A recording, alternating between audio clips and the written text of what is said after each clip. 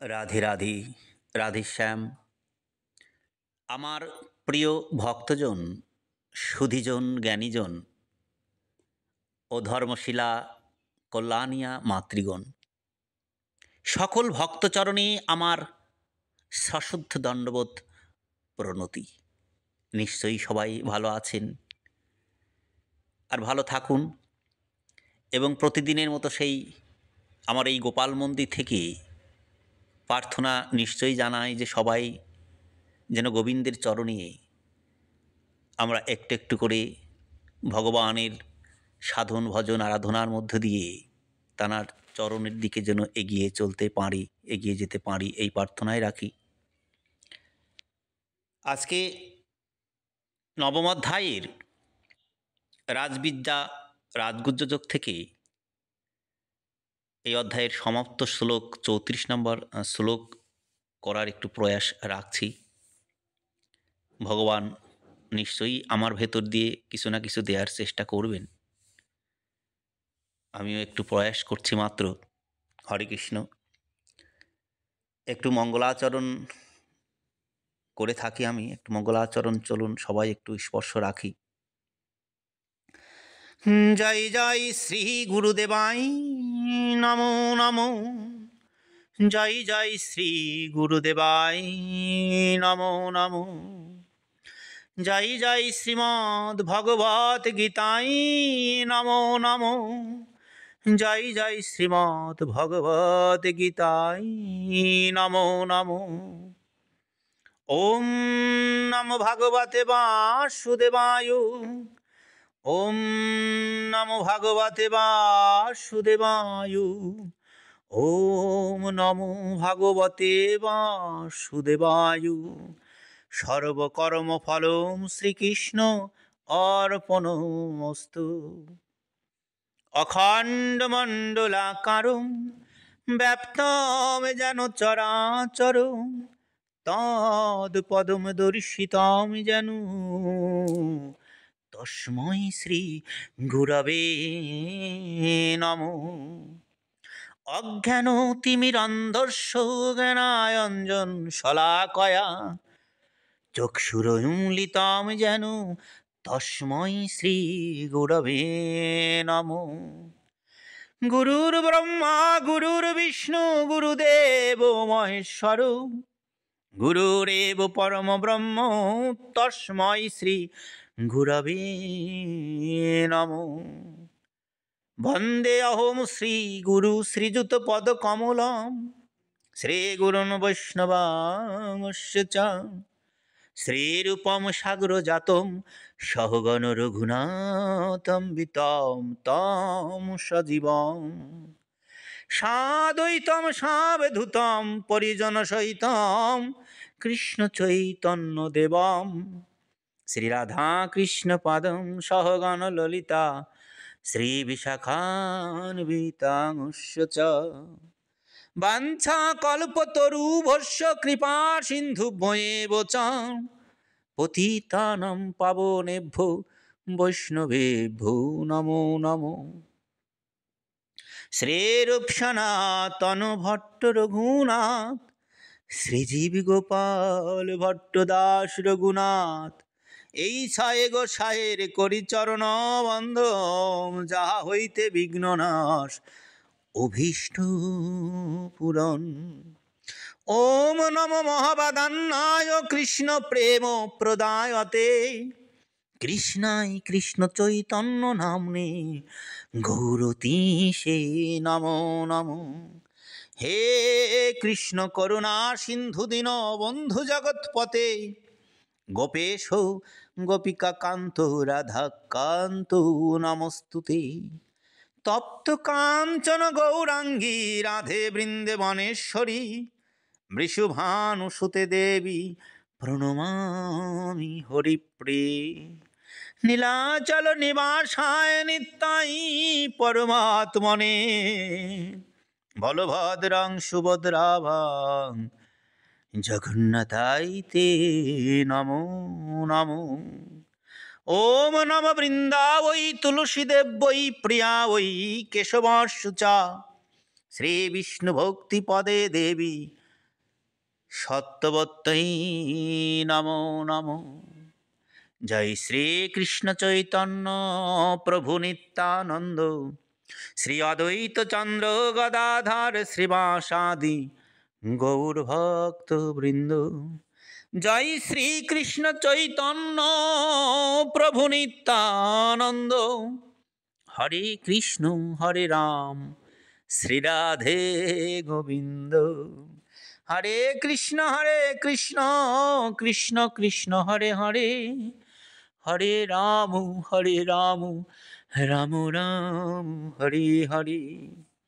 তমেব মাতা চ পিতা ত্বমেব, ত্বমেব বন্ধুস্য সখা ত্বমেব, ত্বমেব বিদ্যা দ্রবিণ ত্বমেব, ত্বমেব সর্বমম দেব দেব। ওম শ্রী পরমাত্মনে নমো নমো, ওম শ্রী পরমাত্মনে নমো নমো, ওম শ্রী পরমাত্মনে নমো নমো। হরে কৃষ্ণ। আজ আমি 34 নম্বর শ্লোক করছি নবম অধ্যায়ের রাজ বিদ্যারাজ গুহ্যযোগ থেকে। মন মনা ভব মত ভক্তা মত যাজি মাম নমস্কুরু, মাম এব এশ্বসি যুক্তা এবং আত্মনাম মত পরায়ণ। সুন্দর এখানে ভগবান বলতে চাইছেন যে তুমি আমার ভক্ত হও, মত গত চিত্তও হও, আমার পূজনকারী হও এবং আমাকেই নমস্কার করো। এইভাবে আমার সঙ্গে নিজেকে সংযুক্ত করলে, মতপরায়ণ হলে তুমি আমাকেই লাভ করবে। বারবার বলছেন অর্জুন, মতগত চিত্ত হও, আমার অতিরিক্ত মনে যেন অন্য কোনো ভাবের উদয় না হয়। আমার অনন্য ভক্ত হও, অনবর্ত চিন্তনে প্রবৃত্ত থাকো, শ্রদ্ধাপূর্বক নিরন্তর আমাকেই পূজা করো এবং আমাকেই নমস্কার করো। এরূপে আমার শরণাগত হয়ে আত্মামাতে একইভাবে স্থিত করলে আমাকেই লাভ করবে, অর্থাৎ আমার সঙ্গে তুমি একত্ববোধ করবে। আসলে এই যে একাত্মবোধ বিষয়টা ভাবতে গেলে বুঝে উঠতে পারি কি আমরা যে কিভাবে একাত্মবোধ হতে পারে। এই জন্য বারবার বলি, দেখুন, সতের সঙ্গে বাস। এই যে সতের সঙ্গে বাস কখন কোথায় পাবো, তাকে খুঁজতে যতটা সময় লাগে, কিন্তু ভগবানের সঙ্গে একাত্মবোধ হতে ততটা সময় লাগেই না। যখনই আমরা কোথাও যাই, কীর্তনঙ্গে যাই, সৎসঙ্গে যাই, একটু সৎসঙ্গ পাবো বলে,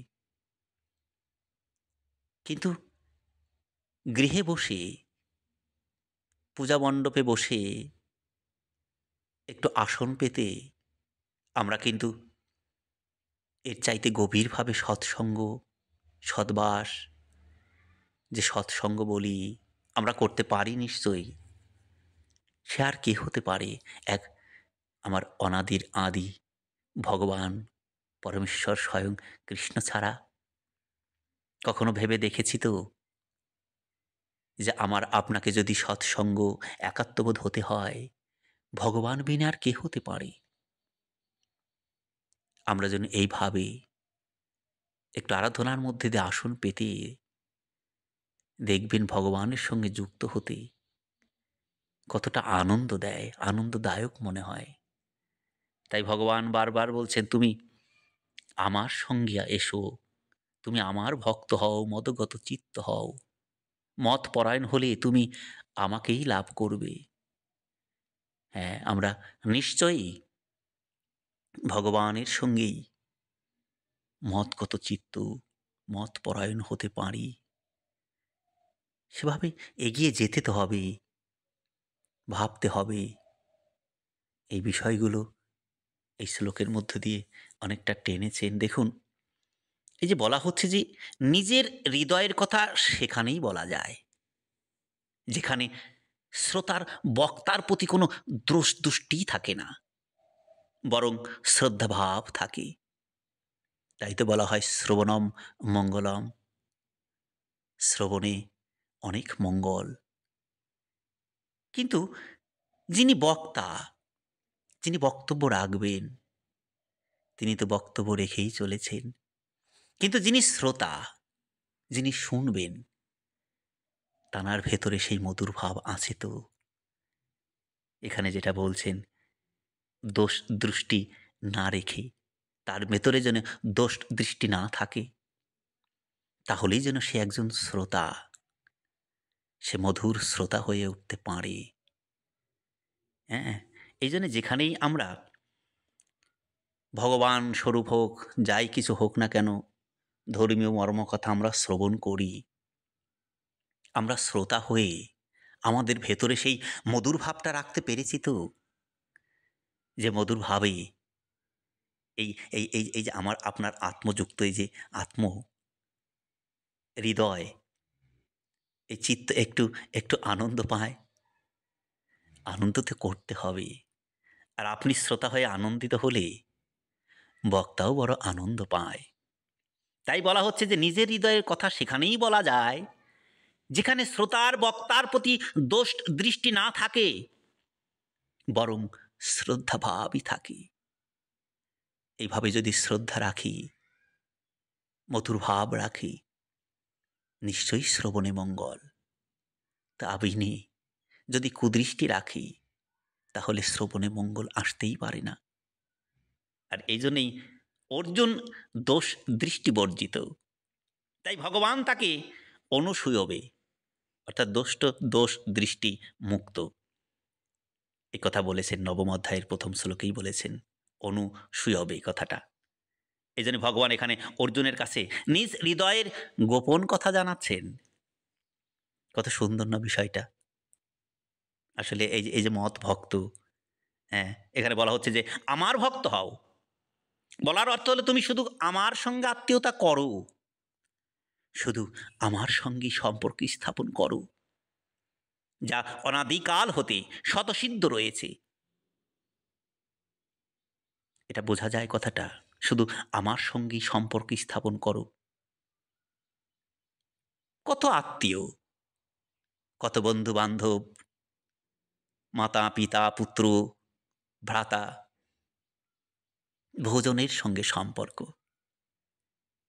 কিন্তু এখানে ভেসে আসে দুটি কথা, জানেন?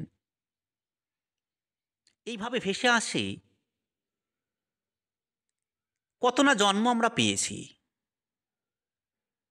84 লক্ষ যে বিষয়টা আমরা জানি, অনেকের ভেতরে আছে যে জন্ম, 84 লক্ষবার জন্ম, মানুষ রূপে আসা।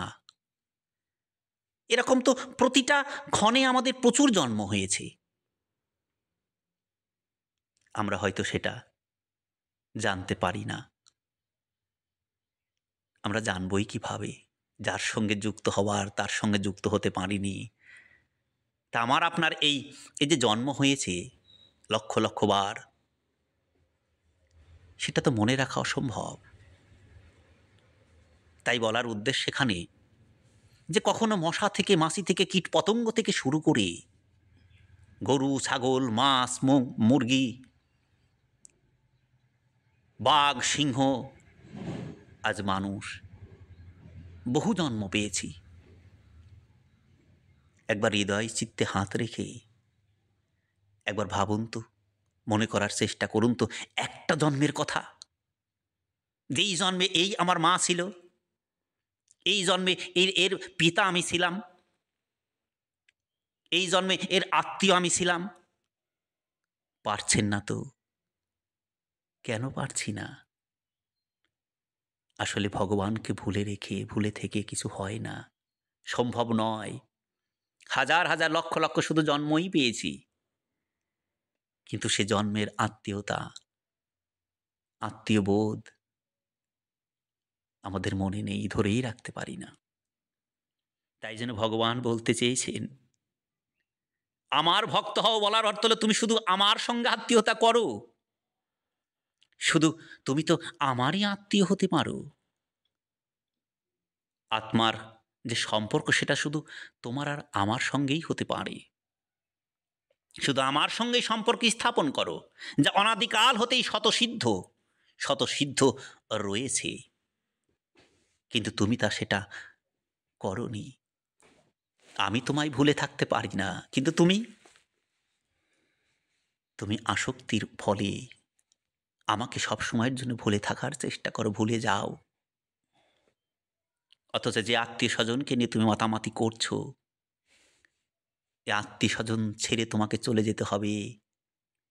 আবার তোমাকে ছেড়েও আত্মীয়-স্বজন চলে যাবে। কিন্তু আমি তো তোমাকে ছেড়ে যাব না। তুমি আমাকে ছেড়ে চলে যেতে চাইছো কেন? দূরে সরে যাও কেন? তোমার যদি আত্মীয়তা রাখতেই হয়, মতগত চিত্ত, মতপরায়ণ হয়ে আমার সঙ্গে তুমি যুক্ত হও। কেবল ভ্রমবশত শরীর এবং সংসারের সঙ্গে তুমি সম্পর্ক স্থাপন করেছে অর্জুন। অর্থাৎ আমি অমুক বর্ণের, আমি অমুক আশ্রমের, আমি অমুক সম্প্রদায়ের, আমি অমুক নামধারী, এইরূপ বর্ণ, আশ্রম ইত্যাদিকে নিজের আমিত্ব বলে মনে করে রেখেছ। এই আমিত্বই তোমাকে ভুলে রেখেছে, আমার কাছ থেকে দূরে সরে রেখেছে। এই আমিত্ব তুমি দূর করো।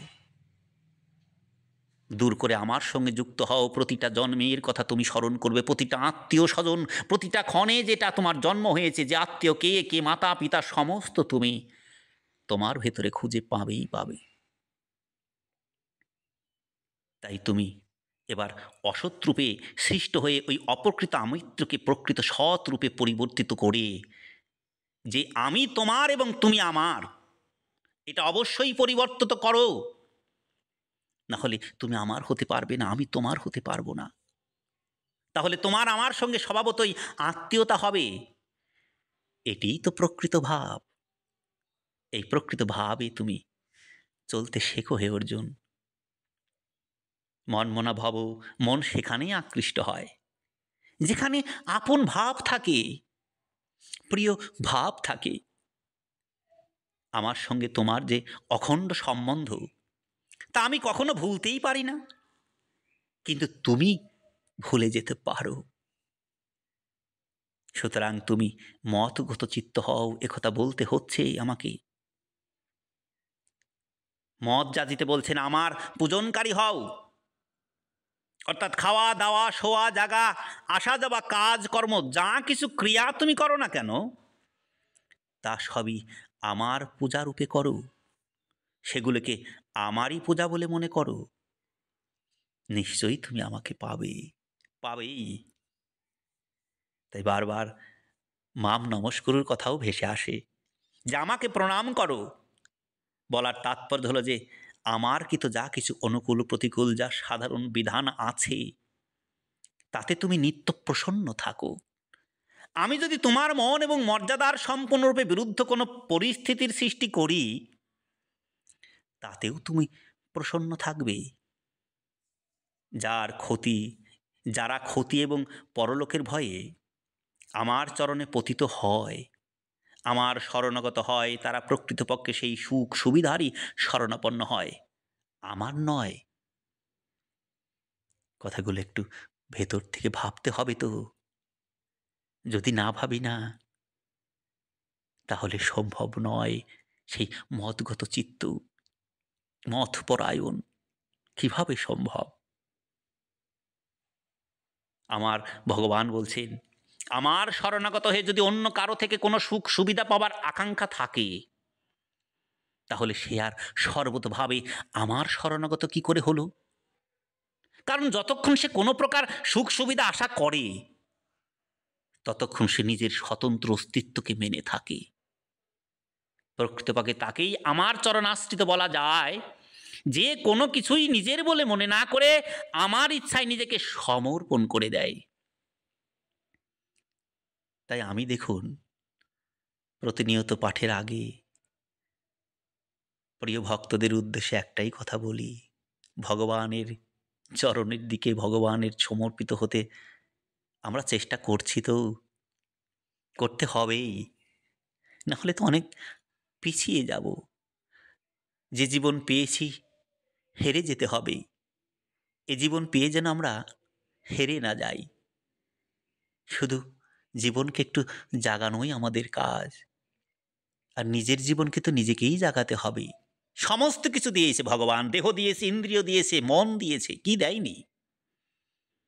শুধুমাত্র ভেতরে নিজেকে একটু জাগানোর জন্যই এগুলো আমরা পেয়েছি। আর সেই জাগানোটাই কি ভগবানের দিকে এগিয়ে যাওয়া নয়? হ্যাঁ, সেটাই এগিয়ে যাওয়া। যদি নিজেকে একটু জাগিয়ে তুলতে পারি, এভাবেই আমাদেরকে জাগাতে হবে। মতগত, মতপরায়ণ, ভগবানের দিকে একটু এগিয়ে যাওয়া। বলছেন তারা শুধু আমার কাছ থেকেই নয়, উপরন্তু সংসার থেকেও সুখ সুবিধা সম্মান ইত্যাদি লাভের প্রত্যাশা রাখে না। অনুকূল প্রতিকূল সম্বন্ধে জ্ঞান থাকলেও তার উপর এসবের কোনো প্রভাব পড়ে না। অর্থাৎ আমা হতে কোনো অনুকূল প্রতিকূল ঘটনা ঘটলেও আমার পরায়ণ ভক্তের সেই ঘটনায় কোনো বৈষম্য আসে না। অনুকূল প্রতিকূলতার জ্ঞান থাকলেও সে ওই ঘটনার সুখ দুঃখ না দেখে সব কিছুকে আমারই কৃপারূপ বলে মনে করে। আবার একটু অন্য দৃষ্টান্তে অন্যভাবে দেখুন, বলা হচ্ছে যে আমার সৃষ্ট বিধান শরীরের পক্ষে অনুকূল হোক বা প্রতিকূল, আমার বিধানে যে ঘটনাই ঘটুক তা আমারই সৃষ্টি মনে করে পরম প্রসন্ন থাকা উচিত। যদি মনে অত্যন্ত প্রতিকূল ঘটনা ঘটতে থাকে তাহলে সেগুলিতে আমার বিশেষ কৃপা বলে মনে করা উচিত, যাই ঘটুক না কেন। আমরা মাঝে মাঝে বলি যে আজ এটা হয়ে গেল, ভগবান মনে অনেক বড় পরীক্ষা নিল। নিতেই পারেন, কিন্তু সে পরীক্ষায় উত্তীর্ণ তা আপনাকেই হতে হবে, আপনাকেই বুঝতে হবে আপনার বিবেক চিত্ত দিয়ে। হ্যাঁ, আজ মনে হয় ভগবান আমাকে পরীক্ষা নিয়েছেন, সেই পরীক্ষায় অবশ্যই উত্তীর্ণ হওয়া উচিত আমাদের। আর এই পরীক্ষায় যে উত্তীর্ণ হতে পেরেছে সেই তো ভগবানের দিকে যেতে পেরেছে। ভগবানের সঙ্গে ওই যে প্রথমে বললাম একাত্মবোধ, এই পরীক্ষায় উত্তীর্ণ হলেই ভগবান একাত্মবোধ এমনি এমনি এসে যায়। কারণ সেই সব ঘটনায় আর কোনো তার কোনো হাত নেই। এখানে বলছেন ভগবান যে এই সব ঘটনায় আমার কোনো হাত নেই। অনুকূল ঘটনায় যতটুকু অংশে তার সম্মতি থাকে ততটুকু অংশ সেই ঘটনা তার নিকট অপবিত্র হয়ে ওঠে। কিন্তু প্রতিকূল ঘটনায় কেবল আমারই করা মঙ্গল বিধান থাকে, সেই কথা ভেবে তার পরম প্রসন্ন থাকা উচিত। আমরা পারি তো প্রসন্ন থাকতে? না থাকলে তো ওই আবার পিছিয়ে যেতে হবে। অবশ্যই প্রসন্ন হন যে সমস্ত কিছুই তো ভগবানের, ভগবান বিনে জগৎ সংসারে কি হতে পারে? কিছুই আমার নয়, সবই তো তানার।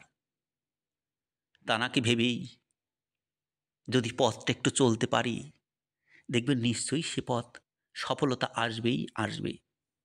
দেখুন, মানুষ প্রতিকূল ঘটনা কামনা করে না, সেটির জন্য চেষ্টাও করে না এবং এতে তার সম্মতিও থাকে না। তবুও এইরূপ ঘটনা কিন্তু ঘটে। যেমন প্রতি পদে পদে পরীক্ষার ঘটনাগুলো ঘটে। সেই পরীক্ষা শুধু একটু বুঝে নিতে হবে।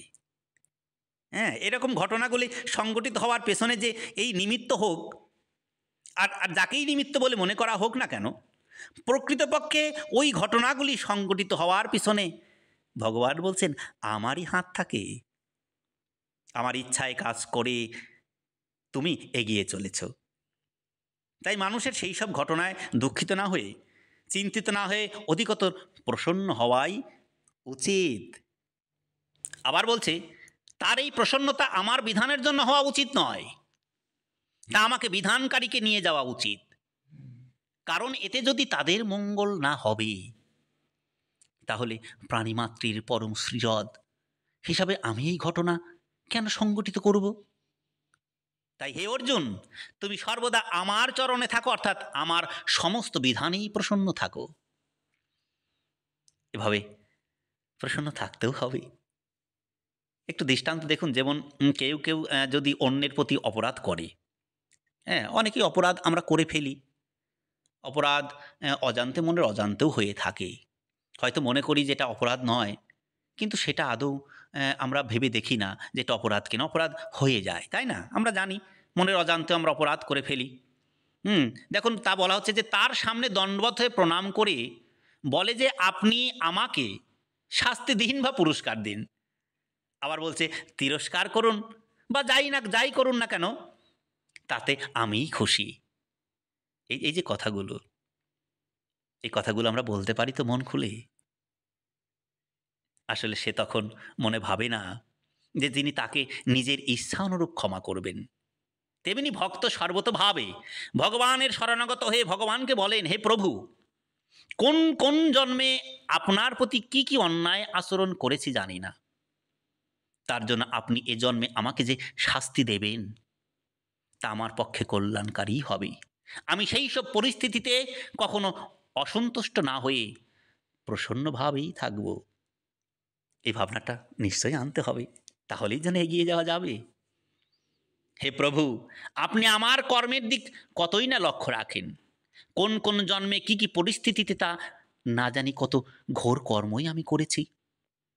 সেই সব কর্ম থেকে সর্বতোভাবে মুক্ত করতে আপনি নানা অদ্ভুত বিধান করে থাকেন। আপনার এই বিধানগুলো আমি কিছুই বুঝতে পারি না, আর বোঝার ক্ষমতাও আমার নেই। তাই হে প্রভু, আমি নিজের বুদ্ধি প্রয়োগ করবই বা কেন? শুধু আপনার উপরই যেন আমার দৃষ্টি থাকে। কারণ আপনি যে বিধানগুলি করেন তাতে আপনারই হাত থাকে। অর্থাৎ সেই সব আপনারই করা যা আমার পক্ষে পরম কল্যাণপ্রদ। এইগুলো হলো আমাদের মতপরায়ণ। এটা আমরা পারছি তো? এইভাবে আমাদের নিশ্চয়ই এগিয়ে যেতে হবে। না হলে তো হবে না। তাই বলছেন আবার মাম নমস্কুরু। এই হলো এর তাৎপর্য। ভগবানকে শুধু নমস্কার করো, প্রণাম করো। তাহলেই তুমি মতগত চিত্ত এগিয়ে যেতে নিশ্চয়ই পারবে। এছাড়া কোনো পক্ষেই কোনো মতেই সম্ভব নয়। বিবেক বিচারটা আমার আপনার। এভাবে যদি এগোতে পারি তাহলে নিশ্চয়ই সম্ভব। না হলে কিভাবে হয়? দেখুন এই যে মতপরায়ণে কিছু কথা, যে কথাটির অর্থ হলো আমার ইচ্ছা ব্যতিরেকে নিজের কিছু করার বা করানোর বিন্দুমাত্র ইচ্ছা যেন না থাকে। ভগবান বলছেন আমার অভিন্ন হয়ে, আমার ক্রীড়া নখ হয়ে যেন থাকে। থাকতেও হবে তাই। ভগবানের ভক্ত হলে, তার সঙ্গে আত্মীয়তা গড়ে তুললে, আমি ভগবানের এই অভিমান পরিবর্তন করলে মানুষের খুব শীঘ্রই পরিবর্তন নিশ্চয়ই ঘটে। সেই পরিবর্তনে সেই ভগবানের মন মতো হয়ে ওঠে, ভগবানের পূজক হয় ও ভগবানের সমস্ত বিধানে প্রসন্ন থাকে। এইভাবে এই চারটির দ্বারা শরণাগতির পূর্ণতা হয়। কিন্তু উপরিউক্ত চার প্রকারের মধ্যে ভগবানের ভক্ত হওয়াই হলো প্রধান। কারণ যে ব্যক্তি স্বয়ং ভগবানের হয়ে যায়, তার মন, বুদ্ধি, পদার্থ, ক্রিয়া, শরীর কোনোটি আর নিজের বলে থাকে না। সবই যেন ভগবানেরই মনে হয়। মদগত চিত্ত শুধু ভগবানের দিয়ে দাও। ভগবানই সব, ভগবান বিনে জগতে আমার কিছুই নেই, আমি কিছুই করতে পারি না। সবই ভগবানের। এই ভাব এলেই অনেক এগিয়ে যেতে পারবো। দেখুন, অর্থাৎ লৌকিক দৃষ্টিতে নিজের বলে যে জিনিসগুলি থাকে, যেগুলি বিনাশশীল, তার কোনোটিই নিজের থাকে না। স্বয়ং অর্পিত হলে প্রাকৃত বস্তুমাত্রই ভগবানের হয়ে যায়। সেগুলি থেকে মমত্ববোধ দূর হয়। সেগুলিতে মমত্ব রেখে ভুল কাজ করা হয়েছিল, সেই ভুল চিরকালের মতো সর্বতভাবে দূর হয়। হ্যাঁ, এই যে আমরা এই যে জগৎ সংসার করি। দেখুন, মানুষ জগৎ সংসারের সঙ্গেই যতই একতা মেনে নিক না কেন, তবুও সংসারকে জানতে সক্ষম হয় না। তেমনি শরীরের সঙ্গে যতই অভিন্নতা মেনে নিক, তবুও তারা শরীরের সঙ্গে এক হয়ে যেতে পারে না এবং তাকে জানতেও পারে না।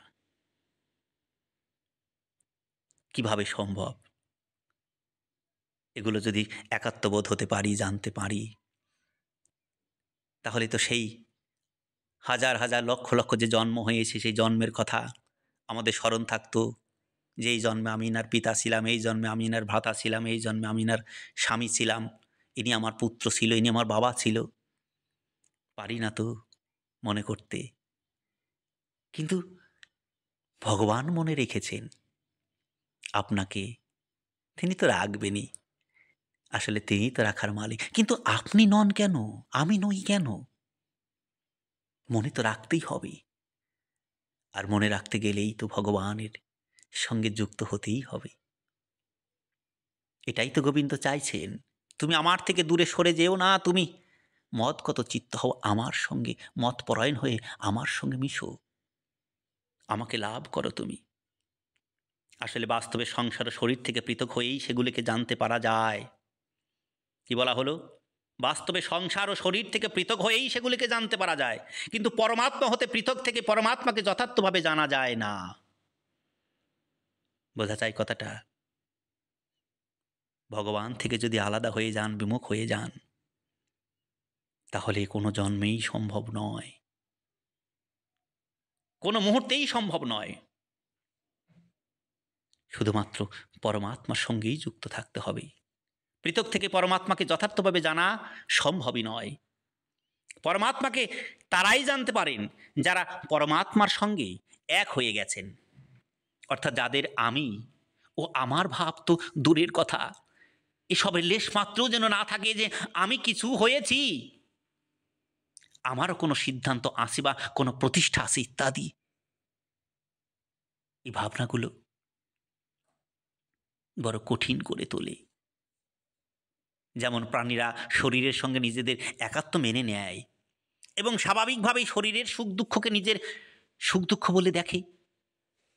শরীর থেকে পৃথকভাবে আর নিজ অস্তিত্বের কথা মনে হয় না। তেমনি ভগবানের সঙ্গে ভক্ত তার নিজ স্বাভাবিক ঐক্য অনুভব করলে তার বিন্দুমাত্র পৃথক অস্তিত্ব থাকে না। তখন জগতে ভগবানের ইচ্ছায় যা কিছু রূপান্তর ঘটে, ভক্তের উপর তার কোনো প্রভাব পড়ে না। তার স্থূল সূক্ষ্ম কারণ শরীরে যা কিছু পরিবর্তন হয়, সেগুলির কোনো প্রভাব তার উপর পড়ে না। ভগবানের ইচ্ছা অনুসারে সকল ক্রিয়া ভক্তের শরীর দ্বারা সংগঠিত হয়। এই হলো প্রকৃত ভগবৎ পরায়ণতা। মতপরায়ণ হও হে অর্জুন, মদগত চিত্ত হও, তাহলেই তুমি আমাকে লাভ করবে। এইভাবে মদ চিত্ত মদগত না হলে যে অনেক পিছিয়ে যাব। দেখুন দেখুন এই যে ভগবান, হ্যাঁ, ভগবানকে প্রাপ্ত হওয়ার অর্থ হলো ভগবানের সঙ্গে অভিন্ন হয়ে যাওয়া। মানে আমার আর ভগবানের মধ্যে কোনো ভিন্নতা নেই। এই ভাবটা আমরা রাখতে পেরেছি কি, আনতে পারি কি? কথাটা বোঝা যায়? ভগবানের সঙ্গে আমাদের কোনো ভিন্নতা নাই, মানে অভিন্ন। হ্যাঁ, একের সঙ্গে এক একদম মিলিত হয়ে যাওয়া। হ্যাঁ, এই যে মিল, একে অন্যের সঙ্গে মিল, মিলবন্ধন, এটাই কি ভগবান স্বরূপ নয়? একটু ভেবে দেখুন না, বিচারটা আমার আপনারও। এভাবে মিলবন্ধন, হ্যাঁ, এই মিলবন্ধনই এটাই হলো অভিন্ন, ভিন্ন নয়। তাই বলছি ভগবানকে প্রাপ্ত হওয়ার অর্থ হলো ভগবানের সঙ্গে অভিন্ন হয়ে যাওয়া, যা বাস্তব সত্য। এই অভিন্নতা ভেদভাব থেকেও হয়, আবার অভেদভাব থেকেও হয়। যেমন ধরুন একটা দৃষ্টান্তে যাই যে শ্রীরাধার ভগবান শ্রীকৃষ্ণের সঙ্গে অভিন্নতা থাকে, তাই না? আমাদের শ্রীরাধা ভগবান শ্রীকৃষ্ণের সঙ্গে অভিন্নতা থাকে। মূলে ভগবান শ্রীকৃষ্ণই শ্রীরাধা ও শ্রীকৃষ্ণ এই দুরূপেই প্রকটিত হয়েছেন। এখানে ভেতর থেকে একটু জানতে ইচ্ছা করে না? এই যে ভগবান শ্রীকৃষ্ণই শ্রীরাধা, আবার তিনিই শ্রীকৃষ্ণ, এই দুরূপ প্রকটিত হয়েছেন। কে রাধা, কেই বা শ্রীকৃষ্ণ? শ্রীকৃষ্ণ তো স্বয়ং আকর্ষণ, আর রাধা শক্তিরূপে কার মধ্যে বিরাজমান? কেন আপনার মধ্যে কি শ্রীরাধা নেই? আপনার মধ্যেই আছে, শুধু তাকে একটু বের করে আনতে হবে। একটু একটু প্রেম। আপনার মধ্যে কি রাধা প্রেম যে শক্তিভাব সেটা নেই? কে রাধা? আপনার ভেতর থেকেই আপনার যে প্রেমময়ী রাধা, সেটাকে বের করে এনে একটু গোবিন্দের সঙ্গে মিলবন্ধনে একটু একটু বর্ধিত করতে হবে, একটু বাঁধনে বাঁধতে হবে। আর সেই বাঁধন তো একমাত্র আপনার ভক্তি আর প্রেম। আবার সেই প্রেমই তো রাধা। এভাবে যদি না পারি, তাহলে কিভাবে হবে? আসলে মূলে এই জন্য বলছেন ভগবান শ্রীকৃষ্ণই শ্রী রাধা ও শ্রীকৃষ্ণ এই দুই রূপে প্রকটিত হয়েছেন। দুই রূপ হলেও শ্রীরাধা ভগবানের থেকে ভিন্ন নন এবং ভগবানও শ্রীরাধা থেকে ভিন্ন নন। তারা পরস্পরের প্রেমের আদান প্রদানের মধ্য দিয়ে যোগ বিয়োগের লীলা করে থাকেন। আমরা কতটুকু করতে পারছি যোগ বিয়োগের লীলা? আমার ভেতরেই যে আকর্ষণ, আমার ভগবান স্বয়ং শ্রীকৃষ্ণ, রাধা ভাব হয়ে তার সঙ্গে বন্ধনে জড়াতে পারছি তো? প্রেম দিচ্ছি কি? ভাবনাটা তো আপনার আমার। ভাবুন না কিভাবে রাধা হয়ে একটু কৃষ্ণের সঙ্গে একটু একটু মিল বন্ধনে বাঁধা যায়। আকর্ষণ তো সবসময় টানে, কিন্তু সেই প্রেম ভক্তি যদি না জাগে, আকর্ষণ করে কি, আসে কি? আসে না। কিন্তু আসতে হবে, আনতে হবে, আমাকে আপনাকেই আনতে হবে। দেখবেন সেই মিল বন্ধনে কত আনন্দ। মদগত চিত্ত হও হে অর্জুন, মত পরায়ণ হয়ে আমার সঙ্গে যুক্ত হও। এভাবে যুক্ত হতেই হবে। তাই তো বলা হয় যে এই যে প্রেমের আদান প্রদান, হ্যাঁ, পরস্পরে একে একের অন্যের পরস্পরের প্রেমের আদান প্রদানের মধ্য দিয়ে যোগ বিয়োগের লীলা করে থাকেন তিনি। প্রকৃতপক্ষে তাদের যোগেও বিয়োগ, আবার বিয়োগেও যোগ। কথাটা কেমন বোঝা যায় না? যে যোগেও বিয়োগ, যোগে আবার বিয়োগ হয় কিভাবে, তাই না?